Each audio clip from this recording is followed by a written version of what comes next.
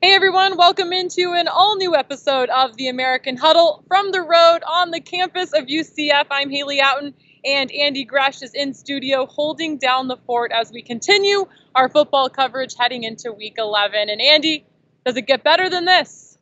What, you mean you being away in nice sunny Florida and me here in the American Athletic Conference HQ where it's what, 48 degrees outside? Yeah, I think it's better for me. I don't know about you, but yeah, it's cold up here. Well, it's pretty risky leaving you there by yourself, which is why I obviously had to call in. But we gotta keep this show rolling. The sun rays are a real thing here in Florida in November. So let's look ahead to Saturday's matchups. 3 noon games on the slate. Andy, first up, SMU at UConn. The Mustangs can still clinch bowl eligibility if they win 2 of their last 3. How do they get 1 win closer against UConn? They're playing a UConn team that defensively, Haley, has just not been very good this year. And I think building off of last week's win for the Mustangs is going to go a long way to them beating UConn. Again, if Ben Hicks just stick to the formula, spread the ball around. He threw 4 touchdown passes to 4 different receivers this week.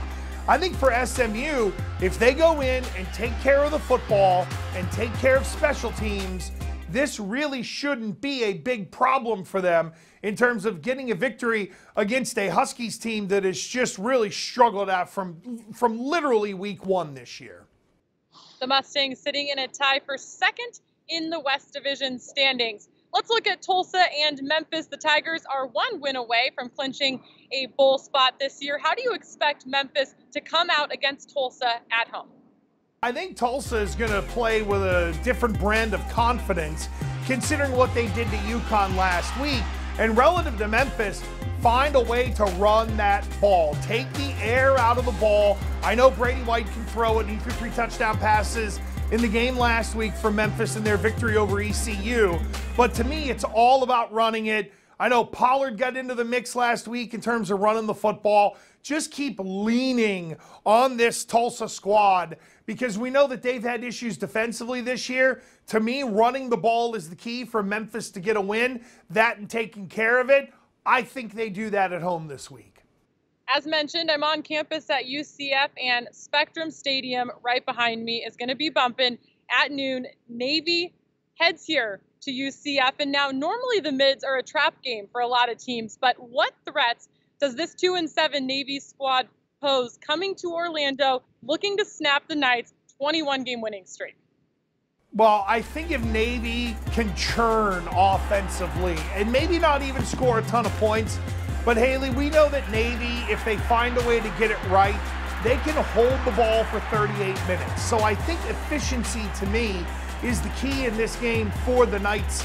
They've got to get off the field on 3rd down defensively, and then they need to be able to either A, hold on to the ball and then get touchdowns off of it, or B, just score a bunch of points on Navy. I just think UCF has an opportunity to explode here this week on the middies. The middies are down. They're hurting a little bit this year. Not really getting much out of the passing game.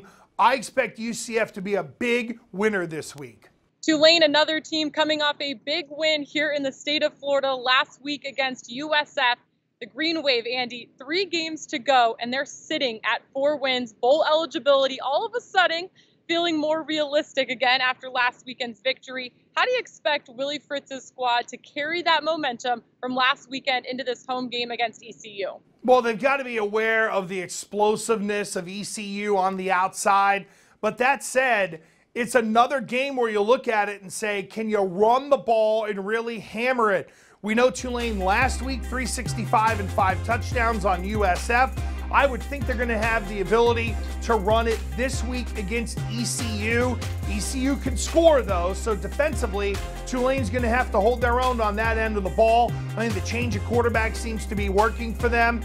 And if they can have another week where they can run it for 300 yards, run it maybe 50 times, get 4 or 5 touchdowns out of it, I think everything takes care of itself for Willie Fritz's crew, who's done a really nice job of sticking with it. They had some close losses earlier this year. They didn't pack it in mentally. It made them better, and we'll see how much better here in this month of November. You mentioned a change at the quarterback position, and that is something that has been working very well for Temple with Anthony Russo leading the way. The Owls hit the road to Houston. Both of these teams sitting at 4-1 in conference play on each side of the division. Owls don't control their own destiny. The Cougars do. Who is playing better football right now this time of year? I'm going to say Houston, but they need Ed Oliver back in a big way. De'Aaron King, as we know, is a Conference Player of the Year candidate. And I think, Haley, even from week one, we've talked about this with Temple and Jeff Collins' crew. They've got the ability to beat you in every phase of the game at some point and get some points out of it. But I think we know that Houston, they want to fling the pill. They want to be explosive offensively. But Temple's one of those defenses that if you make one bad throw, they can take it and be going back the other way. So I think for Houston, this is going to have to be their most complete game to date. Another very important game when it comes to conference play is USF and Cincinnati. Very important in the East Division. Who prevails to keep hopes alive for a conference championship? Well, I think it's Cincinnati, Haley, and I love the way that Luke Fickell's crew is kind of rounding into shape. I mean, Charlie Strong has talked about his defense, and we're into November. So the defense is what it is, I think, right now, and they're going to give up a lot of rushing yards. Desmond Ritter's got to take care of the football, but he also has to be a part of that run game for it to be successful against USF. I like Cincinnati a lot in this game. I do think there's some danger here. They can't make mistakes. The one thing about Cincinnati is that they're not good enough to make mistakes on a mass level in all phases of the game and still win the game. That said, I like the way Cincinnati is rounded into shape. I do think they have a little bit of advantage coming into this one because they're rolling. USF licking their wounds a little bit a little bit off of last week's loss. I like Cincinnati to hold serve here, but it's not going to be easy. Andy, with so much being shaken up last week, in your opinion, what is the most telling game on this week's schedule? Oh, to me, it's clearly Houston and Temple because we know the conference implications that are tied into that game. As you mentioned, Houston wins out. They're likely to be playing Central Florida in the American Conference Championship game come that first weekend of December. That's what's in front of them. That's what they have to remember. If Houston loses, then oh boy, we got issues, tiebreakers, and a lot to talk about in that West Division. Andy, perfect segue into my final question. As you mentioned, it's UCF's to lose in the East. Houston controls their own destiny. And when we look back to the preseason, Memphis picked to win the West. The odds don't exactly appear to be in their favor right now. But with SMU and Tulane creeping up on Houston, should the Cougs stumble again, who are you seeing as the sleeper team to potentially work their way into the conference championship game this year? Boy, oh boy, that's a tough one because there's a lot of variables there. Other teams have to continue winning. I guess my default would be Memphis, only because I have a better handle as to what exactly they are. When you think about Tulane and SMU, there's a lot of variables there. I just don't know yet. So I would lean towards Memphis, but I would say this. If Houston loses next week when we're doing this, we're going to be talking about the chaos and the tiebreakers of the West Division in the American Athletic Conference. It would literally throw that whole side into disarray, I guess you would say.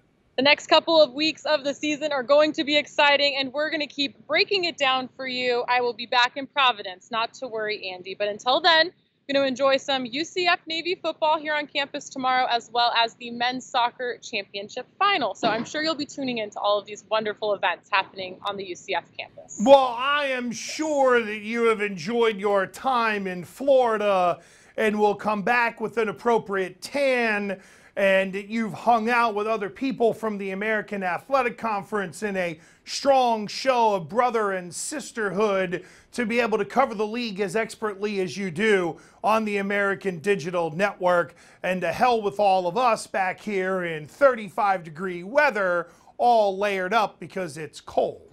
All right, thank you all for tuning in to another episode of the American Huddle. On behalf of Andy Gresh, I'm Haley Outen. We'll see you back next week.